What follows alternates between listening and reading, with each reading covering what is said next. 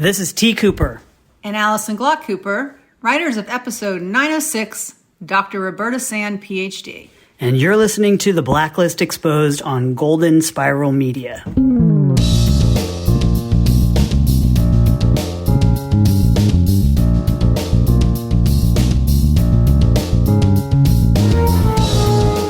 Embrace the shadow and you will find the light. Welcome, everyone, to the award-winning The Blacklist Exposed podcast. Greetings, one and all. I'm Agent Troy Heinrichs.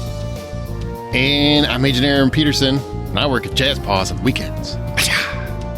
Can't visual. I guess it doesn't work on audio. That's because you give more Patreon money so he can get out of that van. That's right. Get me out of the truck, man. Get me out of the truck. Thanks for joining us yet again for number 153 on the Blacklist, Dr. Roberta Sand, a Ph.D. People with PhDs always have to tell you they have PhDs, and always kind of like, wow, you're not that special. Anyway, written by T. Cooper and Allison Glock Cooper, and directed by Andrew McCarthy. Show notes and other intel for this episode of The Blacklist Exposed can be found at theblacklistexposed.com. Jazz Paws. Like, do they stand up on their hind legs and do the whole, like, twinkle their paws? Like, I don't understand how that works. Yeah, right. You had to know that truck mattered, right? Once that clever name pops up. I'm like, oh, that's a cool name. It was the first thing I wrote down as the truck drove by and he's walking down the sidewalk. I'm like, that van's going to be important later. I don't know how, but. Did you instinctively put your hands up and go, Jazz Paws? No, Jazz Paws. I did it with my dog, actually. I'm like, Jazz Paws. Oh, really? Yeah, so picture that. Me taking my dog's hands and going, Jazz Paws. Love it. Love it. She had a great time. Well, if you're new to the show, we basically go through our profiling question from the week before, where we asked you what was in the box. And then we get into our case profile for this week, and then dive into some thoughts from all of you in our Special Agent Intel segment of the show. We're off a couple weeks for the Thanksgiving holiday here in the States, but we are back at it and having a blast for this week, at least, because then we're gone again. Like, what is up with the scheduling? Why can't people just put their stuff on week after week, like streaming? Yeah, exactly. Well, our previous profiling question from the episode, what was it, like 2 weeks ago? 3 weeks ago? Yeah, 3 weeks ago? 3 weeks ago. Yeah. It was, what's in the box? And you can't say that question without finishing it with ox. And if you've never seen 7, do yourself a favor, stop this podcast and go watch that. Come back. Thank you. All right, some of the answers that we have are Jenny Bell says, maybe all his certificates and diplomas from all the schooling he's had, which he can now use. It's a good one. Okay. Carola Donhert said new identities for him, his daughter, and his granddaughter. I'm sure that's probably part of it.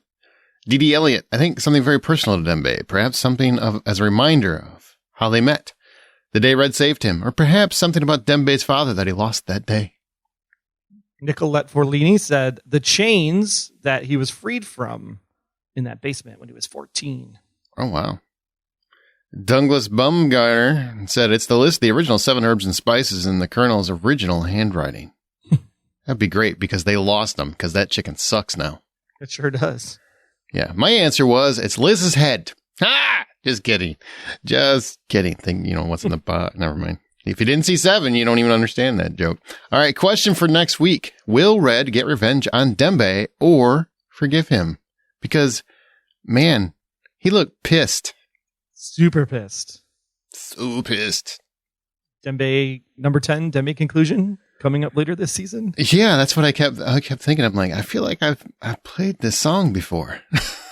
felt similar, but I don't think it's going to play out the same way as the last time. I don't think so either. Which could mean he gets killed or he's forgiven. So which one do you think? What do you think is going to happen? Hopefully he doesn't shoot him in the head and then miss. Ooh, ouch. Because he'll come back and get you just like Kaplan did. Yeah, there you go. Well, before our hour runs out, let's go ahead and get into this week's case profile.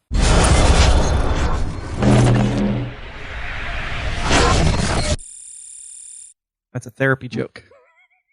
Got it.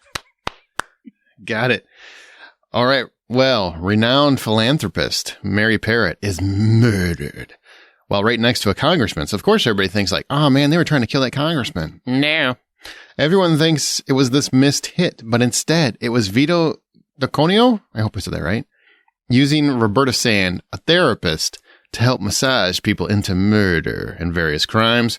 Cooper says he doesn't think you can hold a therapist culpable. Do you concur? Before I move on? 100% hold a therapist culpable. Like, Well, the then I better therapist stop telling my therapist stuff. I know that. Well, I mean, they're responsible for you as a patient. I mean, if you're going to like believe everything they say and put your trust and faith in a therapist and they mold you and shape you into what you become, like, yeah, there's some level of like second degree, third degree, guilty by association type of thing that you could definitely go after.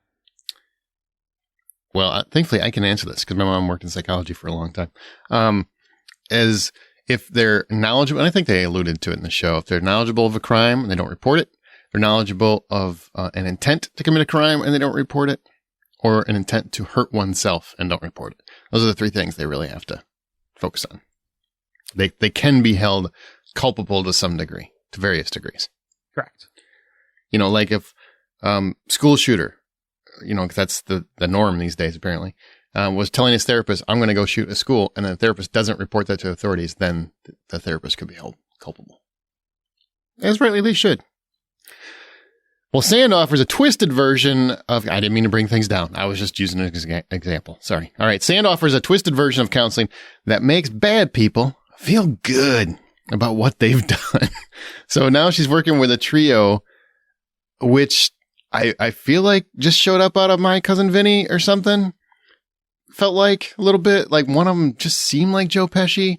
I don't know. I was waiting for Marissa Tomei to show up, and like my biological clock is ticking like that. I was just waiting. Didn't happen. But these threesomes, this threesome, speak English, Aaron, are needed for a big job, the biggest job. But they can't get along, sees, because they got the fights and one up each other's and all that jives. One doesn't make the cut, so Vito orders Sand's son Dante to take part. The post office, of course, thwarts events. That is the crux of the episode. We're going to break down characters in a minute, but that was the crux of the episode, and I'm pretty sure this episode was dedicated to Dr. Melfi. Props if you get that reference. And I'm curious, Troy, what did you think overall of this episode that we just got? Not the character specifics, just the overall plot. Overall plots. I mean, it's still a weird season for me, right? Because it's different. The mythology is different. The whole pacing is different, and the way the story is unfolding is different. So I'm looking for the traditional, like, how does the Blacklister help Red angle for most of the episode, which we finally get to at the end of the episode. So for most of the episode, it's kind of like, where is this going? I'm not sure. And I wouldn't say it was one of my favorites of the Blacklist. Probably definitely not one of my favorites of the season until you get to that last 10 minutes. And then when you get to the last 10 minutes, you're like, holy crap, blah, blah, blah, blah, blah, blah, blah, you know? The therapist angle, I like the idea where you're having someone coach bad guys. I think that's pretty cool. The motivation, though, it was just kind of weak. You know, it was like, yeah, he's got the son. He could do something to her, but it's kind of like a trope a little bit. So there are pieces of this I like, and there's pieces of this that are kind of like, eh. So overall, I'd say like, it's a 6. It was quality entertainment. Spader kills it at the end, though. That's what saved the episode. Spader delivered I actually like this episode quite a bit. I had a lot of fun. I feel like whenever Andrew McCarthy directs, I'm more engaged. I don't know if the way he shoots it just feels like it flows smoother for me. So I enjoyed this episode. The only part that probably took me out of it were the 3 idiots. You know, that was almost a little stereotypical. It was over the top. Yeah. Is what I would say. It was over the top, a little cheesy. I mean, it was meant to be comedic relief too. And I think it's okay to have that. Like I really do. But, I thought they went a little over the top there, but maybe we were on them too long, but I did like the therapist a lot. I thought Roberta Sand was a really captivating performance. I thought the idea, if it were to be put into use, is interesting, at least. And, you know, at least she's got a backstory that explains why she's doing it. So she's kind of a victim herself in many ways. Even if I agree with you, the motivation's a little thin, but I overall enjoyed the episode. I really liked her as a character and look forward to having her, I'm sure, back in the show, you know, because she's going to be Red's counselor apparently for like 3 months. I think it was because, like, we were talking about, like, when are we going to get something new? And this one also felt like a regurgitated Blacklister story. Because we had that one doctor lady that was working with the FBI.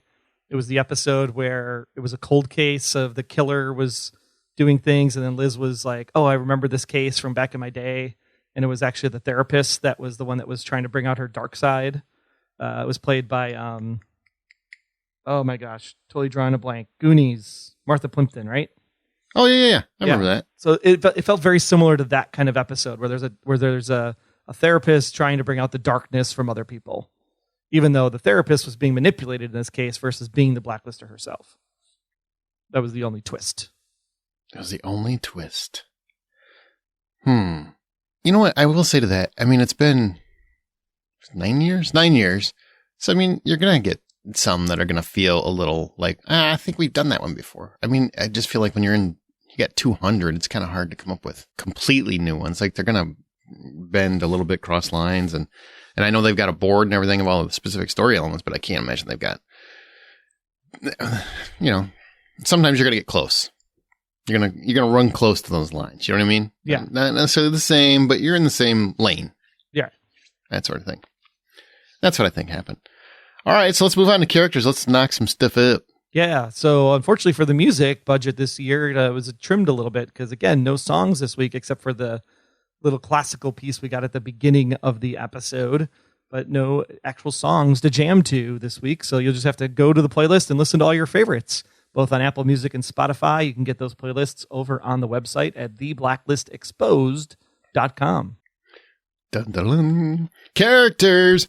Cooper is in a pickle, as they say, because his buddy Lou rigs the ballistics on that little murder thing that was going on with Costa. You know what I'm going to say? Mm-hmm. You know, where that ex-fling got a bullet. Well, he's still dead. Cooper's still got the gun that did it. But for whatever reason, Lou decided to rig it. Now, great friend, I guess, but that actually put Cooper in more of a pickle. So what do you feel about this whole development? Because now he's got Ghostface calling him, asking him a scary movie and stuff. A lot of movie references. You're welcome. And telling him that basically now he's under their orders because Cooper's caught on camera and allegedly audio tampering with evidence. Not allegedly. It's totally tampering. We just didn't hear the audio. So that's why I say allegedly, because we didn't hear that they actually have the audio. Right now, it just looks like a picture. I really want to know how they got audio unless Lou was in on it and needs Cooper for something himself. So what say you? Do you think it's his wife? Do you think it's Lou maybe? Because now I'm starting to lean toward Lou. That's where I was going after the end of this episode because I'm like, it's got to be Lou. Because who else is like, who wants to frame Cooper? Like, what did Cooper do? And how else would they get him bugged right there? Unless they bugged his car, I guess. But I'm thinking had to be Lou because Lou's right there and they met like in their cars unless somebody like threw a bug under the cars, which would be weird. Yeah. And it's like, how would they know exactly where they were meeting on the street corner or wherever they were? Unless it was Lou that tipped someone else off to say, hey, be here at this time because that's where we're going. Like Lou seems like the most likely suspect at this point. All he'd have to do is set up for those going, well, someone else took the picture. Yeah. Could be a partner that took a picture. Could be a camera set up on a wall, timered.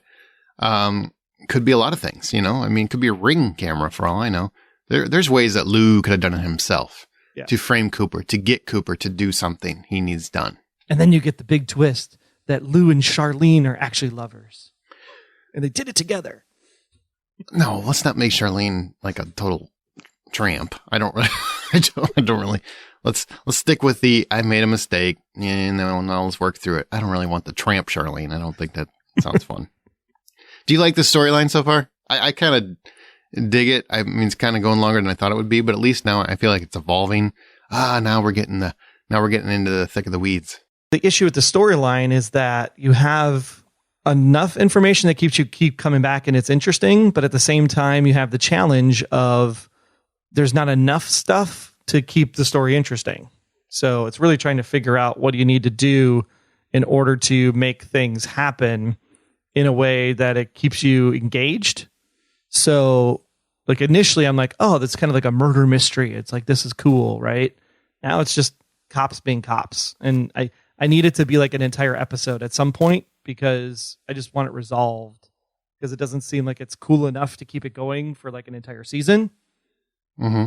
Versus if it's going to be the challenge around, just resolve. You know what I'm saying? It's like either finish the story and get done with it because it doesn't really add anything to the overall show, or you need to like make it more prevalent enough that there's enough there to keep me interested in the story.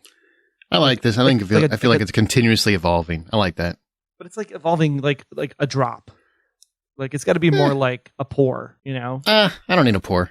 I'm good. I'm good with this plop, plop, fizz, fizz version of events. But it's the Blacklist. It's like, how does it fit in with the Blacklist for the week? How does it fit in with Red? How does it fit in with the mythology? Like it doesn't. I bet you they want to use Red for something, and Cooper can get to Red. Maybe part of the plan. That could be the angle. That could be good. I like that. That would make sense.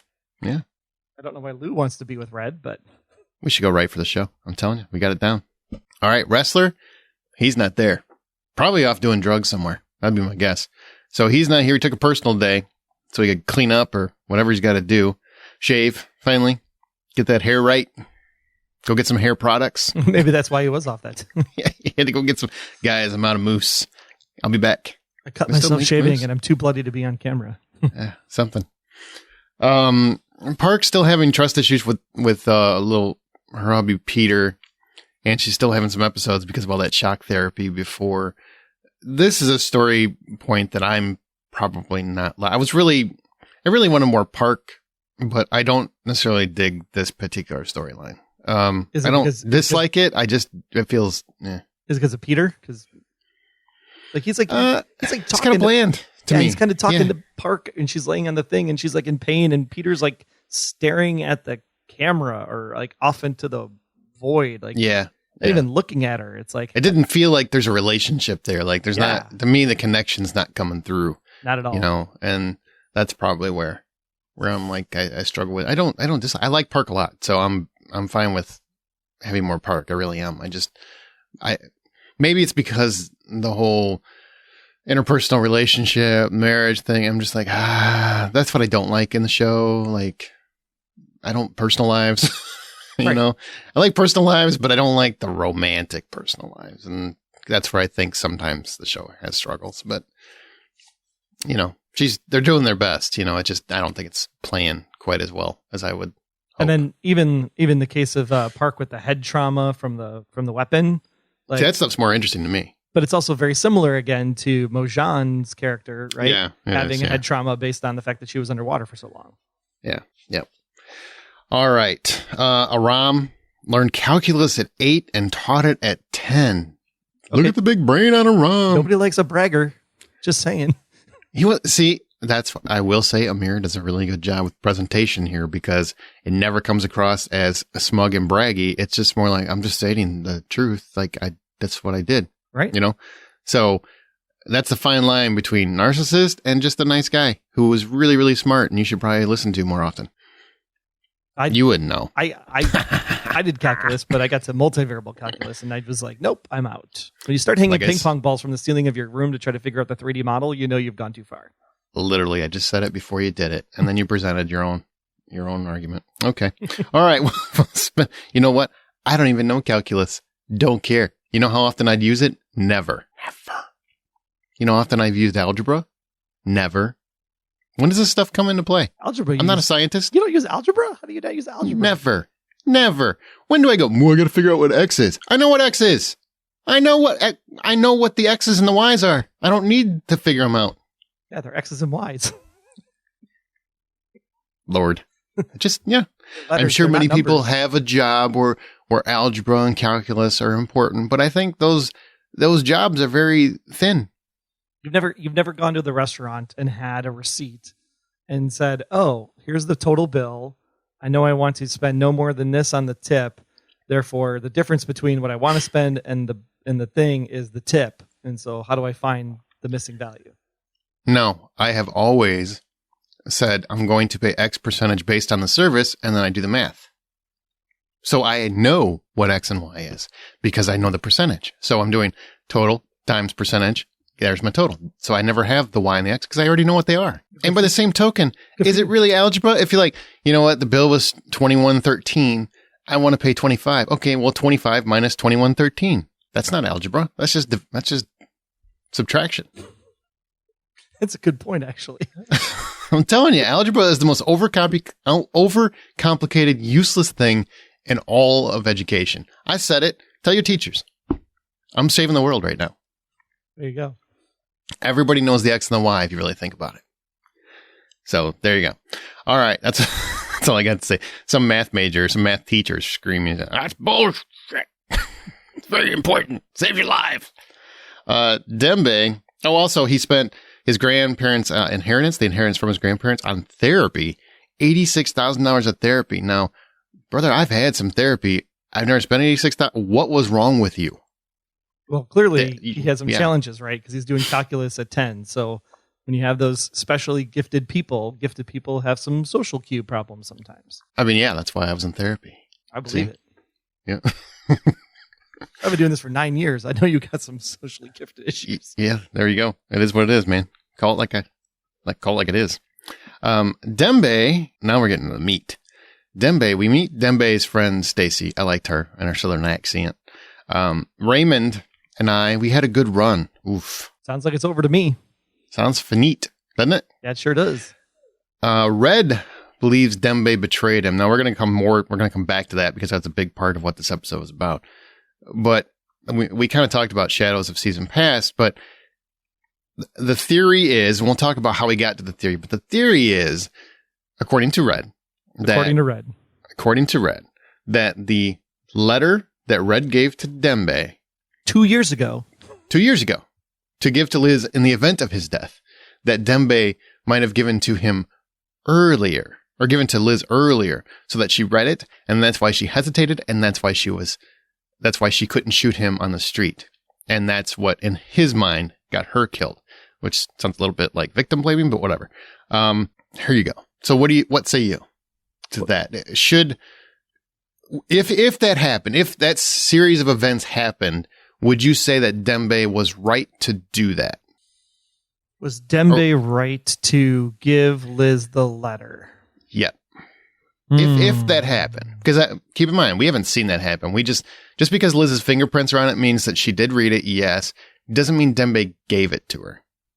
And we don't even know if Liz's fingerprints were on the letter. Yeah, we do. They matched them in the episode. We only were told by somebody that the fingerprints were on the letter. That's right. Yeah, I actually have that in my notes that it could be, theoretically, got to think outside the box, right? Could be Weecha, because obviously she's had a problem with Dembe for the last few episodes. She sure has. And the connection, it could be Weecha telling Red that. So just keep that in your back. It's a possibility. Yeah, because we didn't see like the actual pieces of paper comparing the two things side by side. But that's in my notes for like Red's side of it. Yeah. So assuming that series of events did happen, that's what I'm asking. Right. Do you think Dembe would be right? Assuming that Dembe gave the letter to Liz and then Liz hesitated, if that's all like at face value and it is what it is, then I think Dembe was right to share it, because we've had a letter before with the caretaker episode in season 4. We had the whole falling out in season 6 between Red and Dembe about this conversation. Dembe and Liz were actually kind of like pseudo on the same side for a little while when Liz was in jail and Red was in jail. And then, I think if I have this letter and I can do something about it, I could then share it with Liz and then just seal the envelope back up. The bigger question is why do you still have the letter after 2 years? Okay, so this brings up a question, because one of our listeners actually said, and as simple as that, Red Arena gets turned upside down again, aka why keep your own letter, which I can't understand how that changes Red Arena. That just speaks more to narcissism than anything. But why? What is your opinion for why Red would keep it?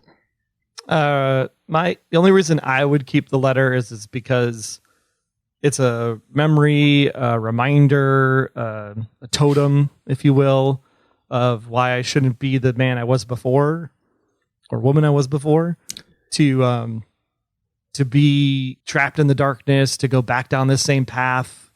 It's a thing. If it's gone, then maybe I might move on with my life and do something else or be back to my old ways. But because it's there, it's a constant reminder of the thing that I lost. Yeah, and that came from Mrs. Ellsberg, if I didn't give her credit, so I apologize. So I think the indication she's saying is it's obviously it was a letter from her mother and not her. Well, why would he keep it if it was from her mother either? So my argument to that would be very simple. Because I'm sorry. I have seen nothing to turn Rutterino away. I have not. I'm sorry. I have not.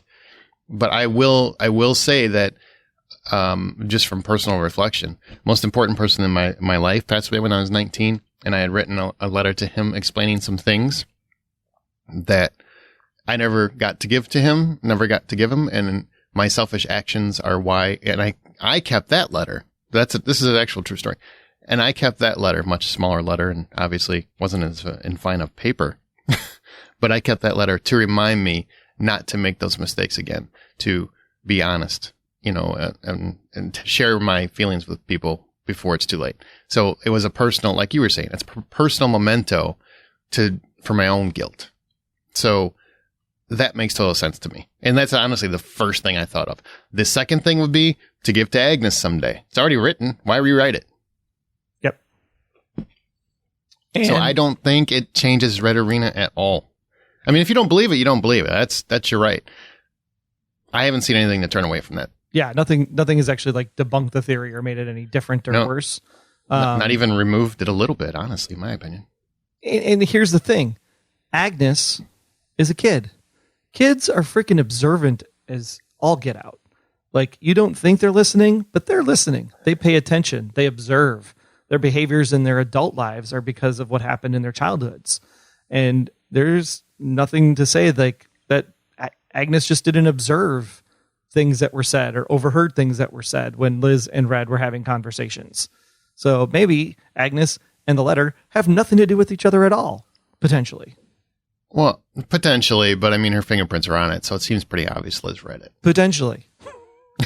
Potentially, sure. And I'll be honest, Ellsberg, I don't think it's so much a theory as it's part of the show now, but I mean, to each their own. I'm not going to tell someone else how to watch the show. Right. So I'm glad you're still enjoying it. But we'll get into some of the details here now. So Red, and I don't know if I answered my question, my own question. Red or Dembe, was he right to do it if he did do it? Yep. I've said that forever. I think at some point, Red is too busy thinking he's the smartest guy in the world and just keeps putting that woman through hell. So yeah, because I'll be honest, if I had a best friend, I would hope that they would do what was right if I couldn't do it myself. Yeah. At some point, if you're a true friend and you're really looking out for the well-being of the other person, you're going to call them out on their hubris, their narcissism, their whatever. You're going to say, hey, you need to check yourself because you're going to do more harm to other people and to yourself if you don't get it under control. I.e., before you wreck yourself. Exactly. So Red spends a family day with Agnes where he learns a little more about her life and her joys, and also that she has way more information on him than she should. And I actually liked how it's presented. It's very subtle and it comes across. And this is a scene where I think Spader plays it magnificently. Like really magnificently. And obviously he's a great actor to begin with, but he has several scenes here where I'm like, yeah, we haven't got much of that this season. That's what I want. I mean, if you're going to keep Blacklist on, you got to give Spader scenes like that. You really do. Because he is, no offense to anyone else in the show, he's the best actor on the show. And when he really puts it to film, it can really take your breath away in spots. And I think he did that a couple times here. Especially just in like the observation moments when he's just observing and reacting. And it's like you do a lot without even saying any words. He does a masterful job of, in any episode, not just this one, in any episode where he is evaluating events and he's starting to get a realization about a character or something, or their motives or where they're coming from, and he starts to figure them out a little bit. He has a way to do that with his eyes that most actors don't. And to do that with facial tics and that sort of thing, mannerisms, that comes across a couple times here. And I love when he does that because that's great. It's great to watch. Choice. Yep. So Agnes says her mother told her Pinky was important to her before she died, which means somehow Liz read that letter. And that could be why she hesitated to kill Reddington. Now, I still think that's kind of complicated, but that's how Red, I feel like he's in a place where he needs to blame someone. You know what I mean? Like he's just looking to blame somebody for Liz's death besides himself. And it's really his fault. Like the whole thing is his fault. It's a dumb plan to begin with. We've talked about that. Yeah. Wasn't a great plan. Wasn't a good plan at all. And Dembe was trusted to hold that letter. We'll come back to that because really that plays out a little bit more. But this is where he first realizes that, all right, Agnes knows more information than she should. She says some things that she shouldn't be saying, or he doesn't think that Liz would say otherwise. And especially that, he loves to have his hand held. And most important person to Liz outside of Agnes, which would be surprising seeing that Liz didn't seem to feel necessarily that way. Because of the back and forth that, she did and she didn't, she did and she didn't, she did and she didn't. Now that sounds pretty concrete. So she said things like Russian, why did you stop being Russian? Raymond Reddington was the most important person. She loved you, liked to hold hands, etc. So he spends much of the episode hunting down Svetko, an identity specialist who determines that yes, Liz's fingerprints were on that letter. Unless Weech lied, because Weech is the one that delivered that information. Not Svetko. Right, correct. It wasn't Svetko. Svetko didn't call Red, and it came through Weech. Now, that could, I'm just a hypothetical, like we talked about a few minutes ago, that could be so Red could take out Dembe as his only remaining weakness. Do you think that's a legit possibility, or do you think that's just, well, you can't put it to bed? No, that's a legit possibility. I mean, she's mentioned a couple times, like, why can't you let it go? Why don't you just, why is this bothering you? Like, why do you let him get under your skin? Michi even brought it up, right? The other lady that Red's been hanging out with, the witch. And yeah, that's the first thing. Like when she came up, I was like, why aren't we getting Svetko on the phone, or Svetko coming back to the plane, or Svetko delivering? Like all of that just makes you ping, ping, ping. Something is off here. So it's a very, I would say it's 50-50 that Weech lied. Yep. And the prints are on the envelope. Yep. I wouldn't have even thought about it, but I couldn't fathom why Red doesn't get that call. It's so important to him. Why doesn't you would think Weech would hand the phone to Red. You know what I mean? Dembe would have handed like the phone to Red. Yep, absolutely. The information would have been presented to Red. So Red is taking a lot on Weech's word here. So I agree 50-50. I might even be 60-40. It's a big difference. That 10%, man. It's leaning, right? It's leaning. It's the filibuster. So I don't know. I feel like it's a little bit more that Weech is doing something wrong here, like setting something up for setting up a series of events. I don't know. So, because we concluded that Liz, a big, we'll come back. Hang on. We'll finish this up. Okay. So Red breaks Roberta Sand out because he needs a therapist of her caliber to deal with his issues. Apparently the monks are wearing thin. Or something. Because he hasn't meditated in a few weeks inside of his deep, dark dungeon. Exactly. He hasn't, he's growing his hair back. That messes you up. So he's in a constant struggle. And now he needs to know how exactly he needs to handle his alleged betrayal by Dembe. Now, a couple questions. First up, this is one from me. Does Red ever just acknowledge that, yeah, this whole deal was my bad? Because that's how I get why he's blaming Dembe in some manner, but to me, I'm like, it's still really your fault. Yeah, should have told her a long time ago. If you would have just clued her in, none of this would have happened. Yeah, or maybe it all still would have happened. You don't really know. You can't future cast. Maybe, but at least then she'd have the information. Right. And in terms of, before we move on to the final part of it. When the final episode happened and Liz was killed, which I think, for all accounts and purposes has been demonstrated to, yes, she is definitely dead, because there were a lot of people that said she's not really dead. She's in hiding. I think it's pretty established. I mean, Red was pretty wrecked, so she's dead. Yeah. Because I don't think they do the fake death that Red doesn't know about twice. That would be really cheesy.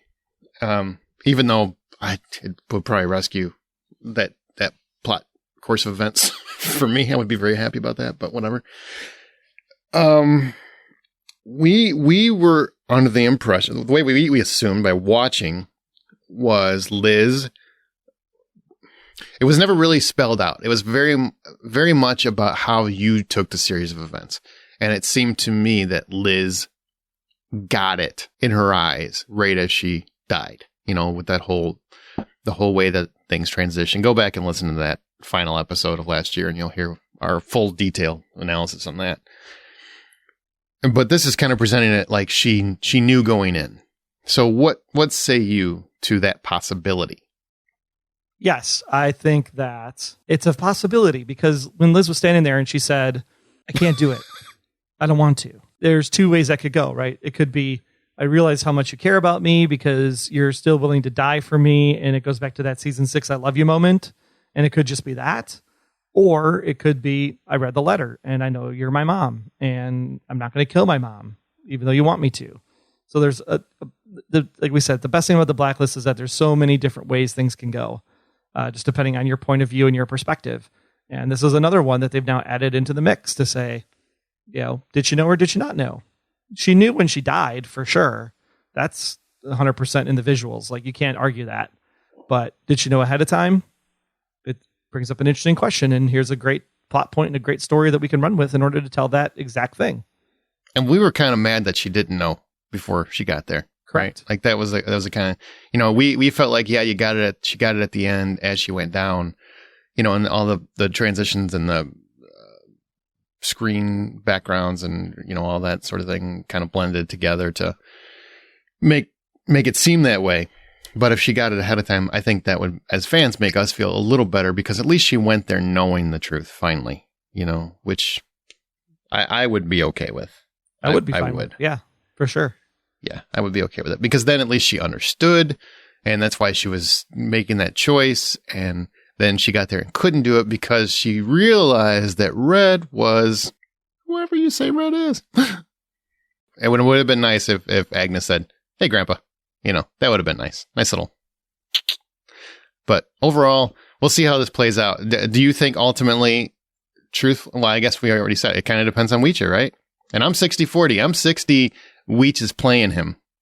Mostly because Weech is a newer character and I don't really know Weech that well. So, although she is badass with the guns.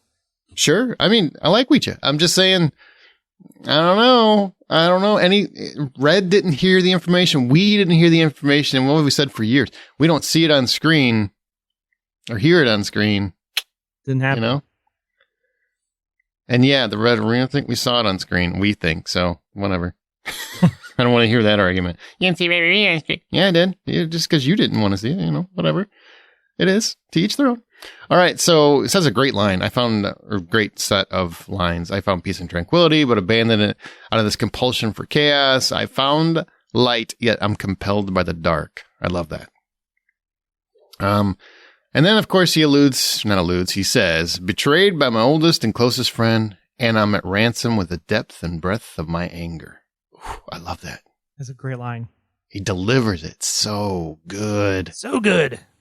I mean, his face as he closes the episode out is so, I'm in pain, and I also want to rip his heart out with my teeth.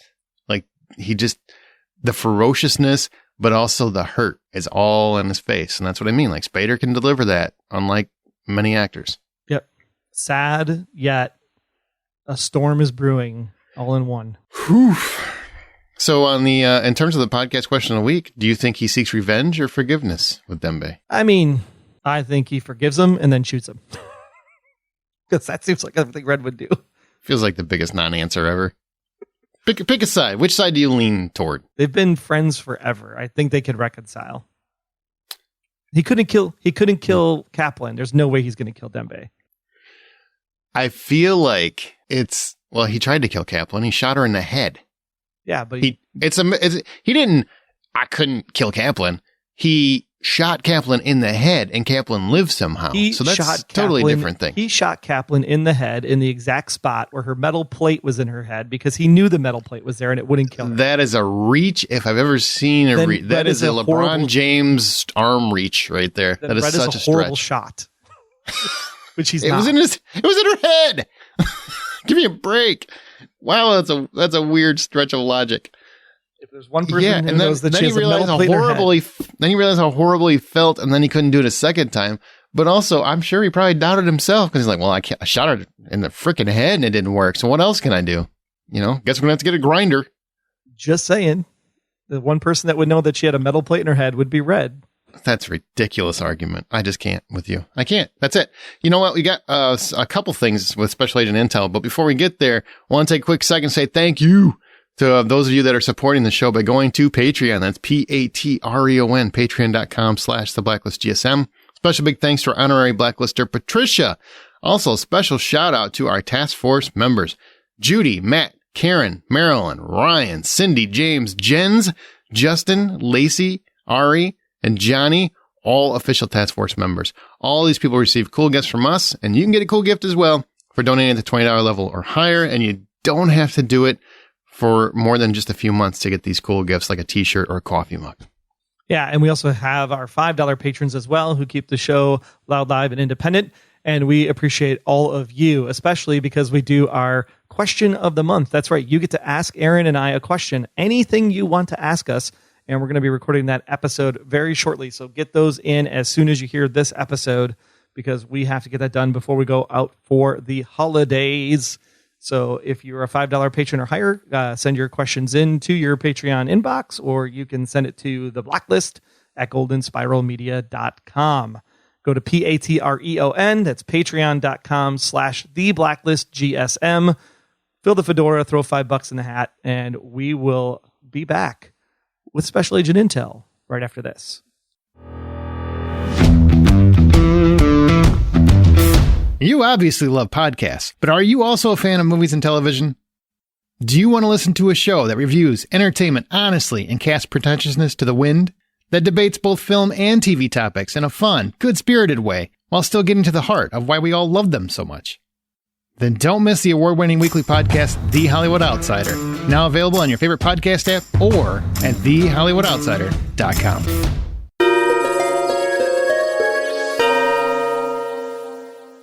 Special Agent Intel, Nicoletta Forlini, says this season proves that writers are not as clueless as some fans imagine them, and Jan Eisendrath has a lot of experience. I understand that some miss Megan Boone, but it was her choice, and the show is moving on well without her. Each episode is better than the previous one. I still miss Liz, though. I do miss the character. I do. Yeah. Angela Raven said, tonight, Red showed us how enormously messed up he is. Far more than I thought.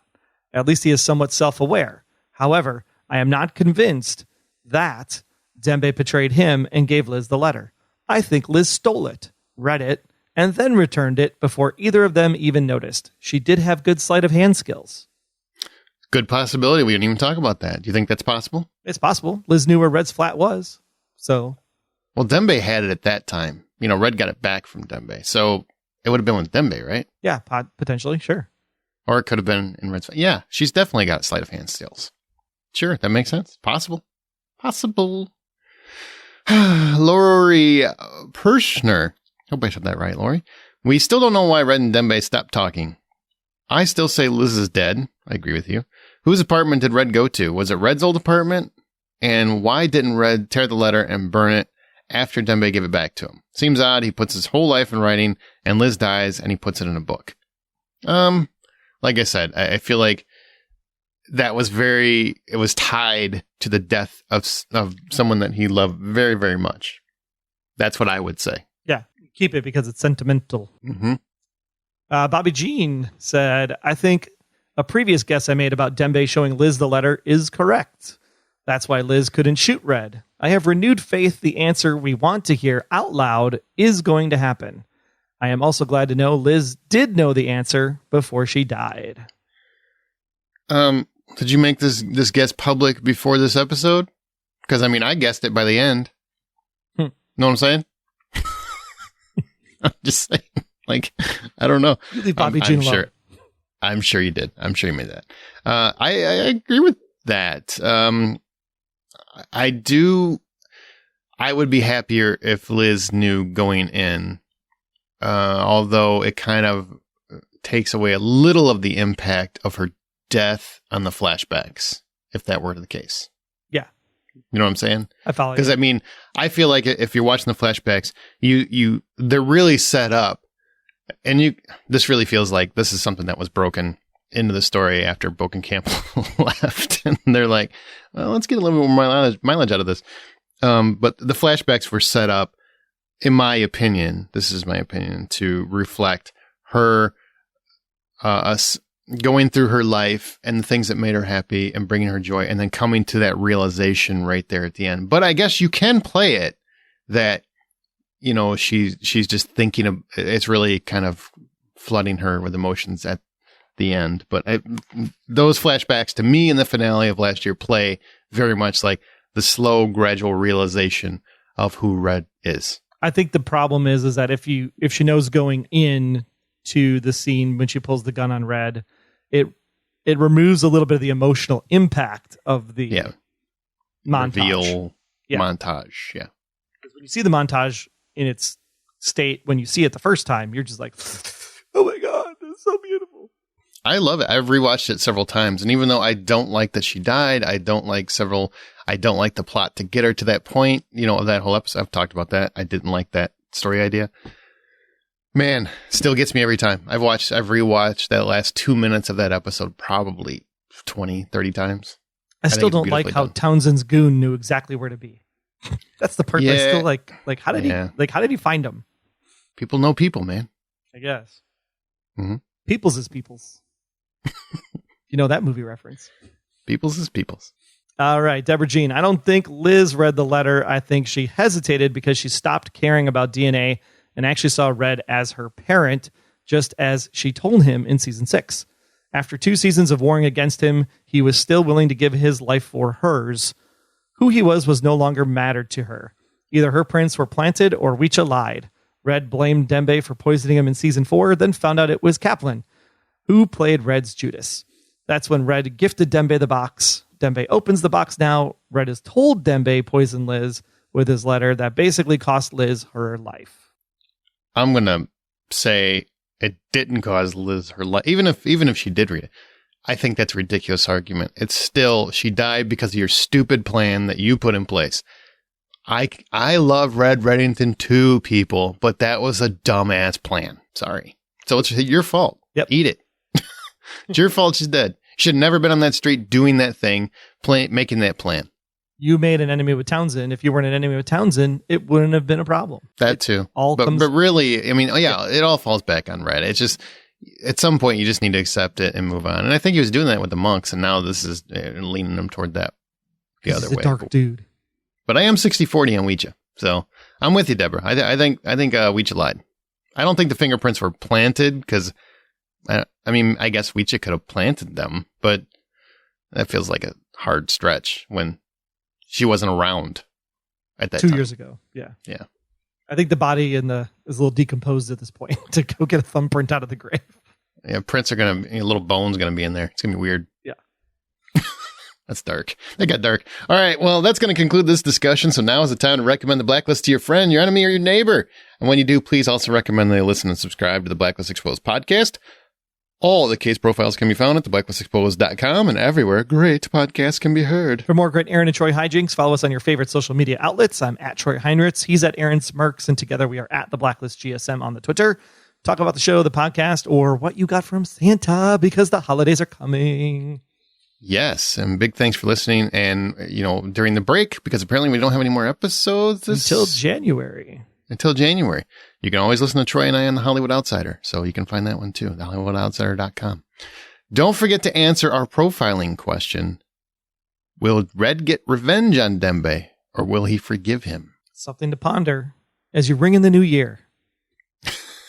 See you in January. Remember, if you are on Patreon, you can ask us any question you want. Doesn't have to be Blacklist related. It can be anything. But you got to do it quick. Because we want to have our cookies and milk. We're taking 3 weeks off soon. That's just the way it's going to be. So go ahead. Get it in there. That's good. Happy holidays all. We'll see you soon. Yep. Take care. Until next time, I'm Agent Troy Heinrichs. That's at Troy Heinrichs on Twitter. And if you want to learn more about me, just visit, about.me/Troy Heinrichs. And I'm Agent Aaron Peterson. You can hear me talking about movies and TV on the Hollywood Outsider podcast, as well as Remake This Movie Right. We are available at thehollywoodoutsider.com or on Twitter at 5popcorn. Be sure to subscribe, download the app, submit your feedback, but most importantly, keep yourself off of the Blacklist.